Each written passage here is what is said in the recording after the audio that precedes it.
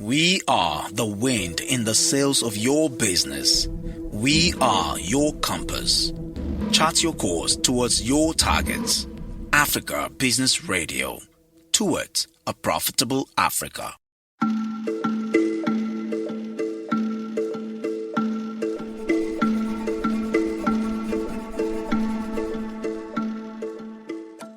Hello there, it's time for another News Periscope podcast. Here we round up the news from around the world over the past 7 days.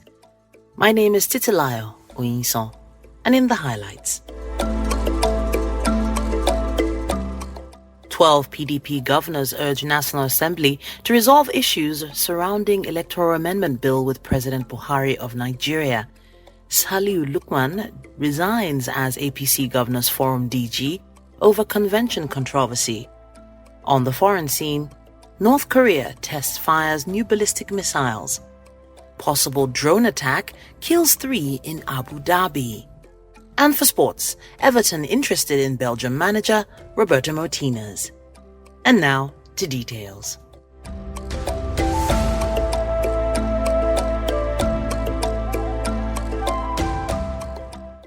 We begin from Rivers State in Nigeria, where governors in the main opposition party, People's Democratic Party, are urging the National Assembly to resolve the uncertainties surrounding the Electoral Act Amendment Bill 2021, even if it means overriding President Muhammadu Buhari's veto. This was part of the resolutions reached by the governors at the end of their meeting in Port Harcourt, Nigeria. The governors also condemned the rate of insecurity in the country and restated their demand for decentralization of the Nigeria police.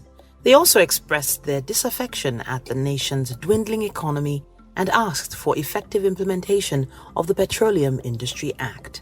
The PDP governors requested the National Assembly to quickly conclude deliberations on the Electoral Act amendment, either by overriding Mr. President's veto or deleting areas of complaints. The meeting advised that the option of sustaining Mr. President's veto will lead to a quicker resolution and will deny Mr. President the opportunity to once again truncate a reformed electoral jurisprudence for Nigeria. An early concluded electoral act is vital for credible elections. In another development, the Director General of the Progressive Governors Forum, PGF, Saliu Lukman, has resigned from his position.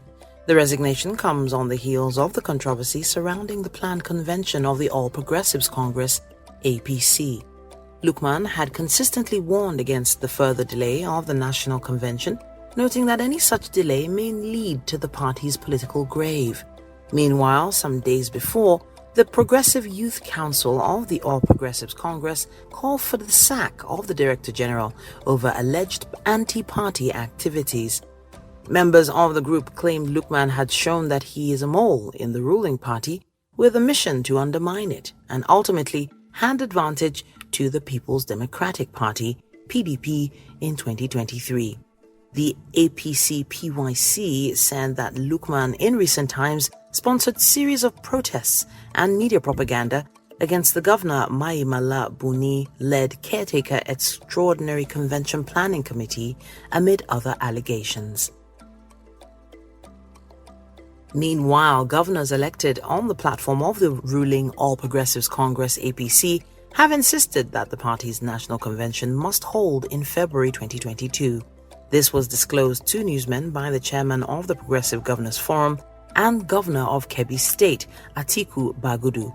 The decision, which is part of an outcome of a 3-hour meeting of the forum on Sunday night before at the Kebbi State Governor's Lodge Asokoro, Abuja, however, did not fix a specific date for the February convention.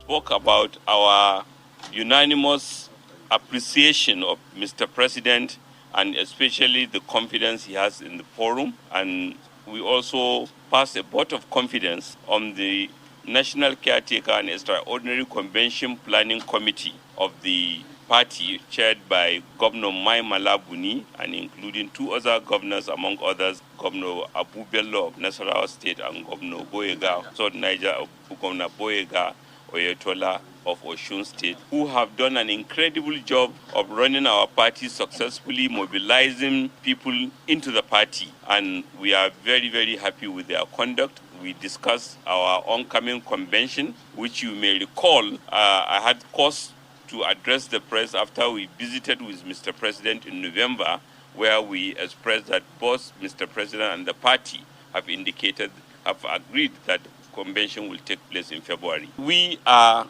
one group of stakeholders in the party, and our party respects institutions. The appropriate organ of the party is the National Caretaker Committee that will announce a date.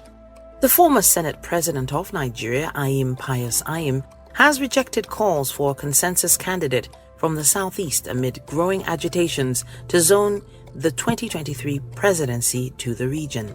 Ayim made this disclosure on Monday in a monitored interview. This was in response to an earlier statement by the Igbo social political group calling on stakeholders to pick a consensus candidate in order to aid the region's chances.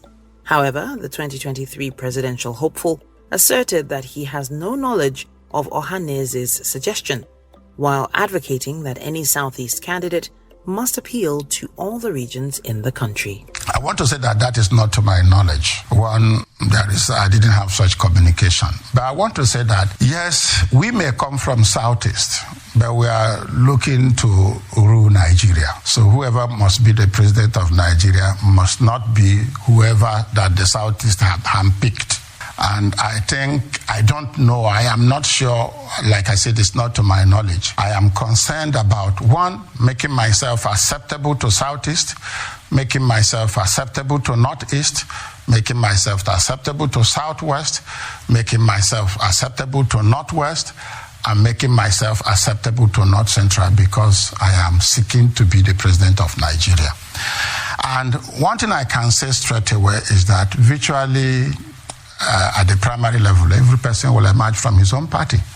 And I do not see how any ethnic group will come to decide for a party, a national party, who to be their candidate, or who they would, how they would ask somebody they have preferred to be their candidate to step down. I don't know how that will work. He also further waded into the ongoing discourse about an Igbo presidency in 2023 amid discontent over an alleged marginalization of the region. What we are saying is that, fine, the presidency had been to the north, it is the turn of the south, and that makes sense. Now, in PDP, which is my party, it is also in the PDP constitution clear. In fact, section 7, section 7.3c was clear on rotation and zoning. That section says, in fact, it's a fundamental principle of PDP. It says that there should be rotation of the elective offices of the nation between north and south. I have heard people argue that there are other zones in the country that have not produced president, like Northeast and North Central and other. It's not the argument. It's not the issue. The zoning principle in the PDP constitution is clear. It said north, south. So when it gets to the south, they can microzone within their own zone region. When it gets to north, the same. Just like what we did when we zoned the party offices of the PDP. Gunmen suspected to be kidnappers on Monday abducted the Dagwom of Wang district of Jos South local government area of Plateau State. Dagyang Balak Gut, the paramount leader, was kidnapped on Sunday night on his way home to Vom, a few meters from the gate of the National Institute for Policy and Strategic Studies, NIPSS, Kuru in Jos. Spokesperson for the Plateau Police Command, ASP Gabriel Uba, confirmed the incident. The latest incident came barely a month after the abduction of another traditional ruler in Plateau State, Charles Dakwat, the paramount ruler of Gindiri in Mangu local government area. The Minister of Interior, Rauf Aregbesola, has instructed officers of the Nigerian custodial centers to shoot dead anyone who attempts to attack any of its facilities. The minister spoke on the 17th of January while speaking at the Agodi Custodial Center, Ibadan. Aregbesola said the incessant attacks on the custodial centers in the country must stop, saying henceforth any attempt to attack any prison would be met with brutal resistance. He said the facility is a red zone and the officers must therefore make it impregnable, adding that any attack on any correctional center is an attack on the state and must never be allowed again. A federal high court, Abuja, has granted bail to 3 out of the remaining 15 suspects who allegedly invaded the residence of the Supreme Court Judge Mary Odili. Justice Nkeonye Maha admitted them to a 5 million naira bail each following an application separately filed by their counsel, not opposed by any lawyer to the police, Matthew Amosun. Justice Maha on December 15, 2021, refused to grant bail to an Assistant Superintendent of Police, Mohammed Yahaya, Abdullahi Adamu and Abdullahi Usman, on the grounds that no bail application was filed before the court on their behalf. The judge had ordered that the 3 defendants be remanded in Kuje Correctional Center till the next hearing fixed for trial commencement.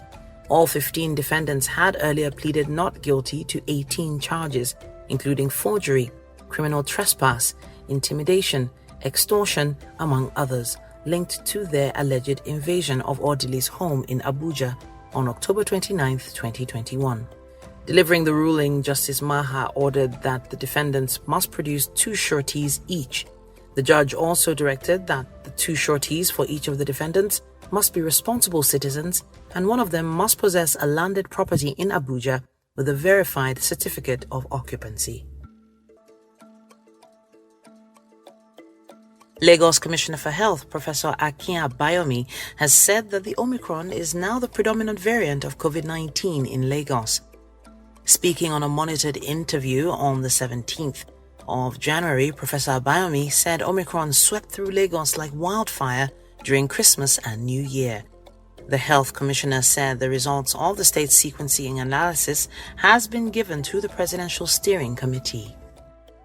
Our data shows that the predominant virus in circulation in Lagos now is Omicron. And it's very clear from our data, and it's also clear from the clinical picture of what we're seeing. The ability of this new variant to spread very quickly is what we're seeing in other parts of the world. It's not really going for the respiratory system. So the pattern is consistent. So our genetic sequencing is matching what we're seeing in the clinical arena. And the 4th wave, as we predicted, was going to have a very sharp uprise and a very sharp downstroke. And that's exactly what happened. So Omicron went through Lagos like a wildfire. And I think everybody recognizes that. At one point around Christmas and the New Year, there wasn't a household that didn't have somebody with a respiratory tract infection feeling awful, but not in respiratory failure. North Korea has again fired projectiles towards the sea. The South Korean Armed Forces General Staff said 2 missiles were fired eastwards towards the sea from Sunan Airport in the capital, Pyongyang, on Monday. They were believed to be short-range ballistic missiles. It was not clear how far they flew. UN resolutions prohibit North Korea from testing ballistic missiles, some types of which were capable of carrying nuclear warheads. The latest launch would be the 4th North Korean missile test since the beginning of the year. Authorities in the United Arab Emirates say 3 oil tankers exploded at an extension of Dhabi International Airport in a possible drone attack. The explosion killed at least 3 people and wounded 6 others. The dead included 2 Indian nationals and a Pakistani. Police said initial investigations of the incident indicated a drone could have caused the explosion and a nearby fire. In sports, Everton are interested in Belgium manager Roberto Martinez returning to the club and have made initial contact with the Belgian Football Association. Belgium are reluctant to lose the 48-year-old Spaniard, with the World Cup in Qatar in November and believe they will return his services. Martinez is high on the Toffees list of contenders to succeed Rafael Benitez, who was sacked on Sunday. He managed Everton from 2013 until he was sacked in 2016.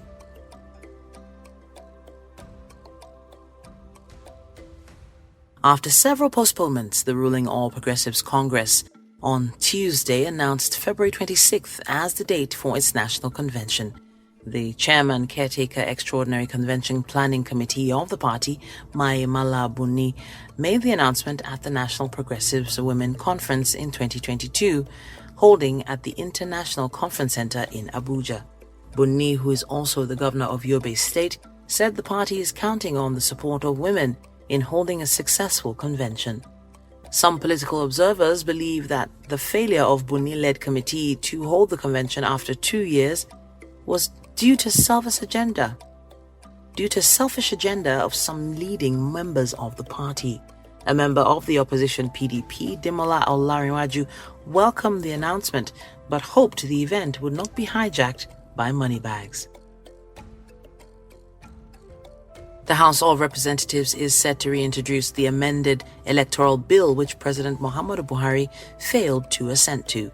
Speaker Femi Gbajabiamila disclosed this in his address when the House resumed plenary on Tuesday. He said that the bill will be reintroduced on Wednesday, adding that the House must amend the direct primaries provision in order to save the other sections of the bill. The Speaker noted that the inclusion of the direct primaries clause would have forced the parties to have a comprehensive register of their members. He further disclosed that the work of the House on key amendments is yet to be over, adding that the House will pursue constitutional amendment and other legislative duties with enough vigor.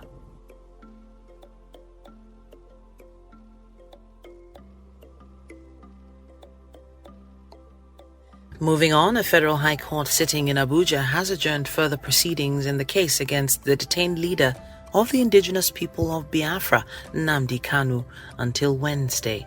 The adjournment followed Kanu's complaint that the federal government failed to promptly serve him the fresh 15 amended charges it brought before the court. Kanu, through his team of lawyers led by a senior advocate of Nigeria, Mike Ozekome, further accused government of denying him the necessary facility to defend the charges against him. Ozekome told the court that the amended charges were served on them barely 24 hours to the scheduled hearing. Some of the statements made by Nnamdi Kanu that were also not clear, which I pointed out to the court. The prosecution has been able to give me another clearer copy, which is legible. And with that, we will take the next step. Tomorrow, no one is running away from plea being taken. But the point we made today, which the court appreciated, is that you can't take plea to counts that are not even be given to you. We were served some minutes to 10 a.m. yesterday, a 15-count amended charge for a case coming up today. Whereas the last day adjournment was 2nd of December. So they had well over 1.5 months to have done that and served us. They didn't. So I believe that was intended to frustrate today's proceedings. In any event, that was the 6th time they are amending the charge. Each time they amend, I will file a preliminary objection. They go back to the drawing board to re-amend. In any civilized society, when you are trying an accused person, give him facilities to defend himself. Still on court matters, Instagram celebrity Ismaila Mustafa, popularly known as Momfa, has been granted bail of 200 million naira by the Justice Mojisola Dada-led Ikeja Special Offences Court. The court also requested 2 sureties, one of which must own a property valued at 100 million naira within its jurisdiction. He had filed for bail through his lawyer, Boyega Oyewole. Momfa was rearrested by the EFCC on January 10th for laundering funds obtained through unlawful activities and retention of alleged proceeds of crime. He and his company, Ismalob Global Investment Limited, are standing trial on an amended 22-count charge bordering on cyber fraud and money laundering to the tune of 32.9 billion naira brought against him by the EFCC. On the foreign scene, Sudanese shuttered shops and barricaded Khartoum streets on Tuesday in a civil disobedience campaign to protest one of the bloodiest days since an October coup derailed the country's democratic transition. According to medics, security forces on Monday killed at least 7 people during anti-coup protests by thousands, bringing the total fatalities from the crackdown on anti-coup demonstrations to 71. Sudan's main civilian bloc, the Forces for Freedom and Change, called for 2 days of civil disobedience to begin on Tuesday. Nigeria's President Muhammadu Buhari on Wednesday condemned the drone strikes on United Arab Emirates that caused multiple explosions and deadly fire outside the capital, Abu Dhabi. 3 people were killed when a deadly drone hit fuel trucks near the country's airport in Abu Dhabi on Monday. President Buhari described the attack as a worrisome escalation, urging restraint to give dialogue and engagement a chance. In another development, Governor Abubakar Bello says within 17 days, no fewer than 200 residents were killed by bandits in Niger State. In recent weeks, communities across the state had been subjected to attacks by gunmen who have been killing and kidnapping residents. Speaking with the State House correspondents after meeting President Muhammadu Buhari at the presidential villa, Bello said the victims comprised 165 civilians, 25 security personnel, and 30 local vigilantes. I'll give my highlight of some of the challenges. Of course, our size is a disadvantage, almost 9 million hectares, with lots of forest. In January alone this year, we have suffered no less than 50 reported attacks with loss of lives between 1st of January and the 17th of January. At the same time, within the same period, not less than 300 communities have been invaded by bandits. Number of people kidnapped, 200, including 3 Chinese nationals. We also unfortunately lost some security personnel, numbering 25. Unfortunately, we lost about 165 civilians and 30 local vigilantes. So it is a very dire situation that we have been battling in the last few weeks since the beginning of this year. But I am very optimistic with the kind of zeal I have seen from our security agencies, all services. I am very optimistic that the situation will be addressed. President of the Nigerian Senate, Ahmed Lawan, has assured Nigerians the subsidy on petroleum motor spirit, PMS, will not be removed. Lawan disclosed this in an interview at the State House Correspondents after he met behind closed doors with President Muhammadu Buhari. He added that the subsidy on petroleum products is heavy and that the burden cannot be transferred to ordinary citizens.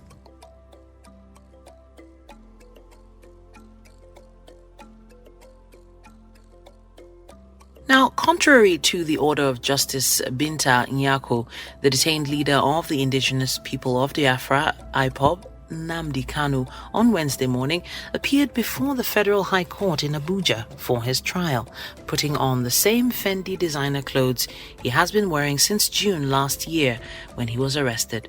Justice Nyako had on Tuesday ordered the Department of State Services DSS to allow Kanu to have a change of apparel.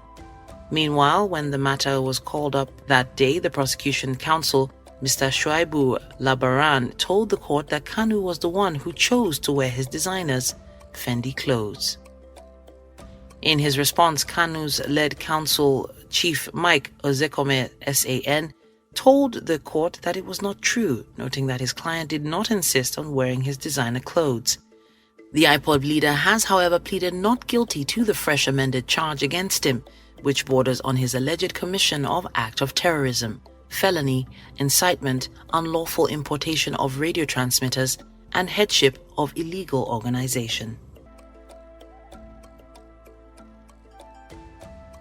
Russia is sending an unspecified number of troops from the country's far east to Belarus for major war games, a deployment that will further beef up Russian military assets near Ukraine amid Western fears of a planned invasion.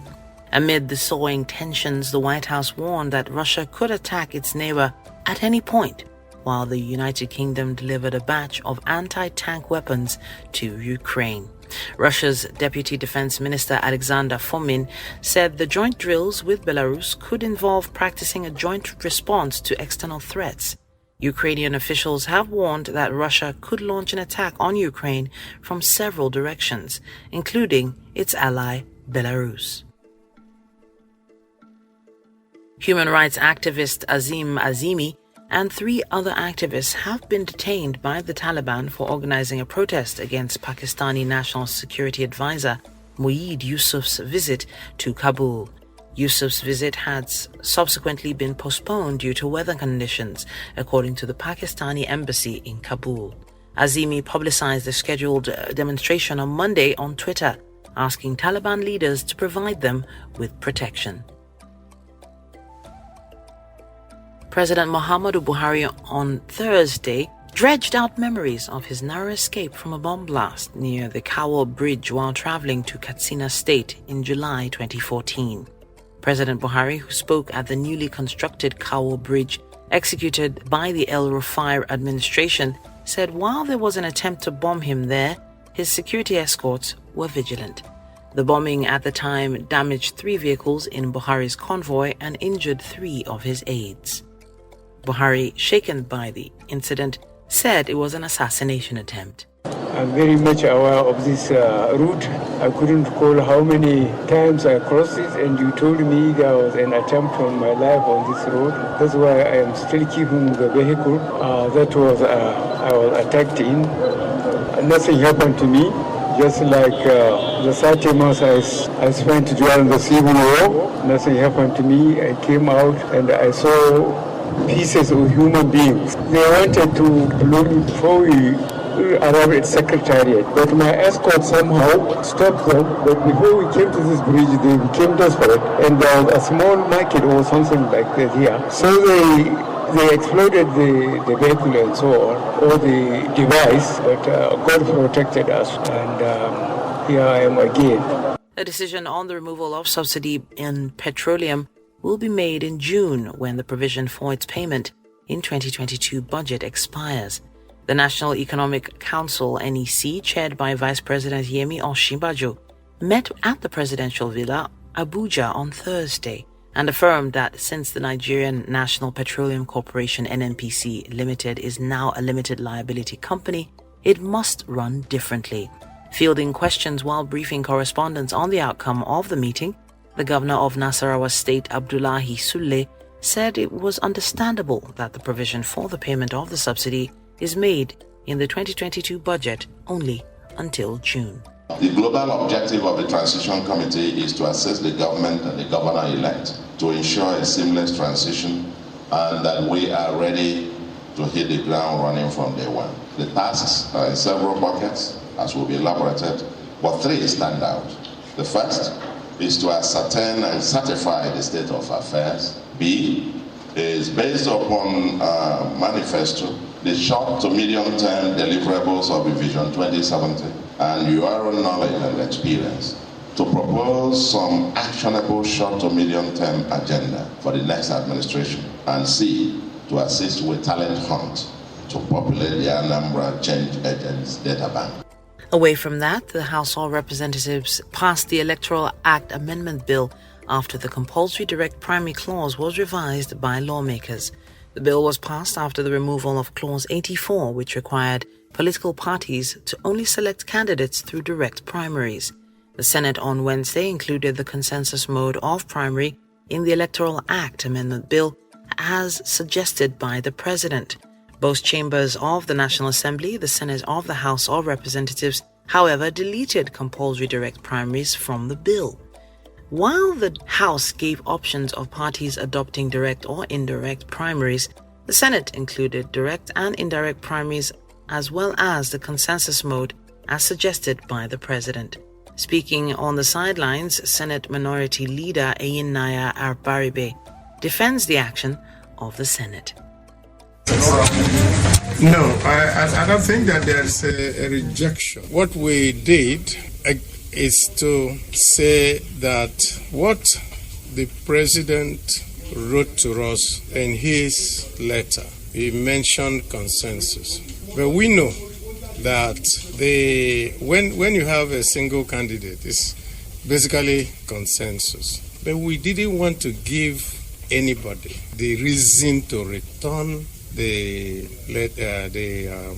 bill back to the National Assembly. And so because there had been that mention, we now said, okay, let's go ahead and put it. But the point really is that it does not matter whether it's a single candidacy or consensus candidacy. At the end of the day, there must be a ratification by members of that party. The national leader of the All Progressives Congress, Bola Tinubu, on Thursday visited former military head of state Ibrahim Babangida at his Minna residence in Niger State. Tinubu arrived at the hilltop residence of the retired general at about 2:30 p.m. and both went straight into a meeting behind closed doors. The former Lagos governor had recently declared his intention to run for the country's president in 2023. While in Niger, Tinubu paid a condolence visit to Governor Abubakar Sani Bello over the spate of killings by bandits in the state.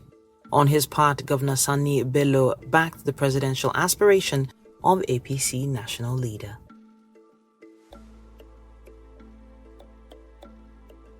Reactions have continued to trail the alleged denial by Nnamdi Kanu that he is part or member of Southeast separatist group, the Indigenous People of Biafra.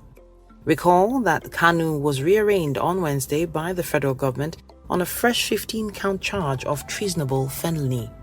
While the case was adjourned to February 16, 2022, counsel to the federal government Shuaibu Labaran, in a chat with newsmen after Wednesday's court session, disclosed that Kanu vehemently denied being a member of IPOB. Application for bail and indeed another application seeking to quash the charge this morning, which borders on the jurisdiction of the court. And the court, in its usual magnanimity, acceded to the fact that those applications need to be taken before we proceed. And what I want to tell Nigerians is that we are fully ready. And one thing that is very interesting that Nigerians should be looking out for is the fact that one of the counts suggesting that the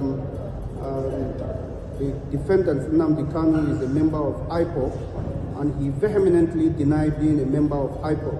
That is very curious, and we urge Nigerians to see us through how we are going to prove all those charges against the defendants in no time to come.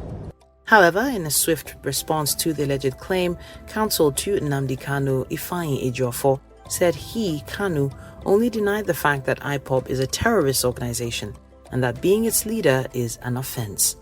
Ejiofor, in a statement issued today, described the claim as a deliberate misrepresentation or falsehood being perpetrated by mischief makers. He decried the unfortunate prominence that the alleged denial by Kanu has gradually gained on social and print media.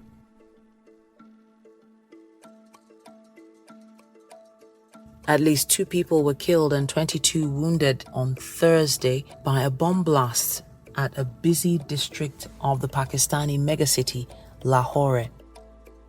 Police officers say initial investigations show that it was a time-controlled device on a motorbike, which was the cause of a blast. Hospital sources and police said 2 people were killed, including a child, and 22 injured in the blast, which happened in Old Lahore's busy and Karali shopping district. There was no immediate claim of responsibility, but there have been a series of blasts and attacks against police since December, when a truce between the government and Pakistani Taliban lapsed. A key suspect in the murder of former Haitian President Jovenel Moise has this Thursday been extradited to the United States from the Dominican Republic.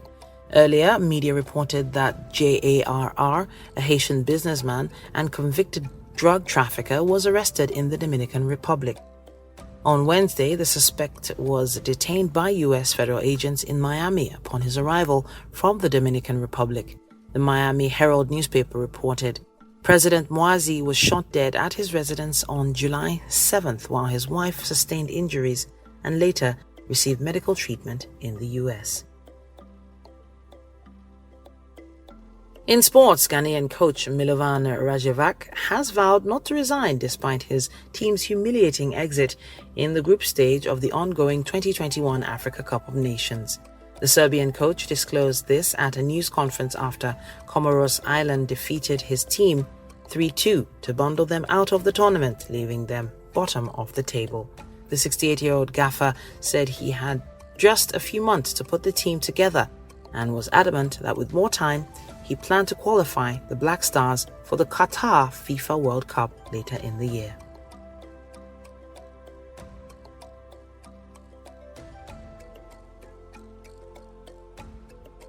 Two persons have been killed as rival gangsters clashed in the Idumota area of Lagos State Friday morning. We gathered that the clash, which started on Thursday evening, was between hoodlums from Idumota, Balogun, Martins and Oluwole areas of Lagos Island. It was gathered that the clash affected trading and other commercial activities on Friday. As the hoodlums shot sporadically into different directions, they displayed assorted arms and ammunition. Reports also said that not all shops were fully open on Friday, but security agencies on ground assured market men and women could open their shops, just as they mounted positions to forestall any form of resurgence of violence or hoodlums returning to take advantage of the situation.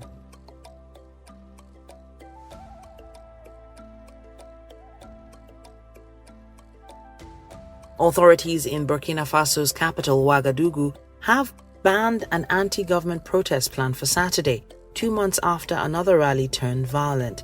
According to the municipal secretary, Christian Charles Ruamba, the demonstration, called by a civil society movement called Sauvons le Burkina, Save Burkina, was prohibited for security reasons. The same group had staged another banned protest late November 2021 against the failure of President Roch Marc Christian Kabore's government to stop attacks by armed groups affiliated with ISIS and Al-Qaeda.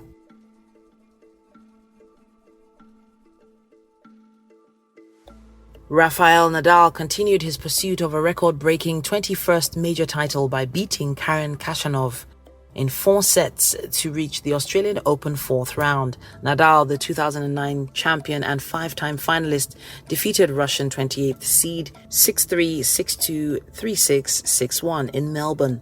The Spanish 6th seed faces France's Adrian Manarino in the last 16.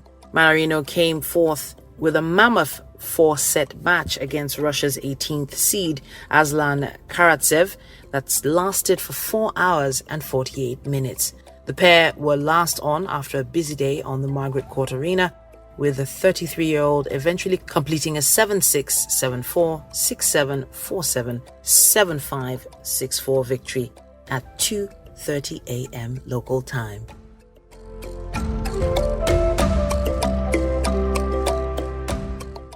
And that's it on this week's edition of the News Periscope podcast. My name once again is Titilayo Oyinso.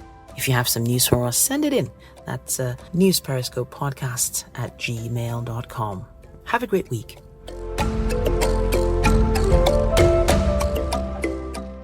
We are the wind in the sails of your business. We are your compass. Chart your course towards your targets. Africa Business Radio. Towards a profitable Africa.